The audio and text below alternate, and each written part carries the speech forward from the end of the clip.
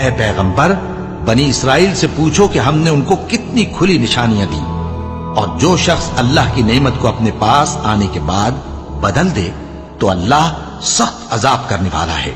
اور جو کافر ہیں ان کے لیے دنیا کی زندگی خوشنما کر دی گئی ہے اور وہ مومنوں سے تمسخر کرتی ہیں، لیکن جو پرہیزگار ہیں وہ قیامت کے دن ان سے اوپر ہوں گے، اور اللہ جس کو چاہتا ہے بے حساب رزق دیتا ہے۔ پہلے تو سب لوگوں کا ایک ہی مذہب تھا، لیکن وہ آپس میں اختلاف کرنے لگے تو اللہ نے ان کی طرف بشارت دینے والے اور ڈر سنانے والے پیغمبر بھیجے اور ان پر سچائی کے ساتھ کتابیں نازل کی، تاکہ جن امور میں لوگ اختلاف کرتے تھے ان کا ان میں فیصلہ کر دے۔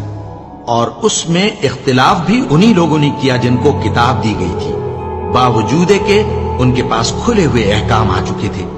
اور یہ اختلاف انہوں نے صرف آپس کی ضد سے کیا۔ تو جس امر حق میں وہ اختلاف کرتے تھے اللہ نے اپنی مہربانی سے مومنوں کو اس کی راہ دکھا دی، اور اللہ جس کو چاہتا ہے سیدھا رستہ دکھا دیتا ہے۔ کیا تم یہ خیال کرتے ہو کہ یوں ہی بہشت میں داخل ہو جاؤ گے، اور ابھی تم کو پہلے لوگوں کی سی مشکلیں تو پیش آئی ہی نہیں؟ ان کو بڑی بڑی سختیاں اور تکلیفیں پہنچیں اور وہ صعوبتوں میں ہلا ہلا دیے گئے، یہاں تک کہ پیغمبر اور مومن لوگ جو ان کے ساتھ تھے سب پکار اٹھے کہ کب اللہ کی مدد آئے گی۔ دیکھو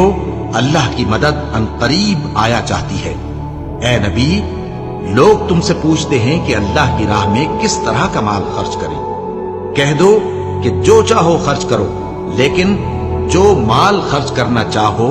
وہ درجہ بدرجہ اہل استحقاق یعنی ماں باپ کو اور قریب کے رشتہ داروں کو اور یتیموں کو اور محتاجوں کو اور مسافروں کو سب کو دو، اور جو بھلائی تم کرو گے اللہ اس کو جانتا ہے۔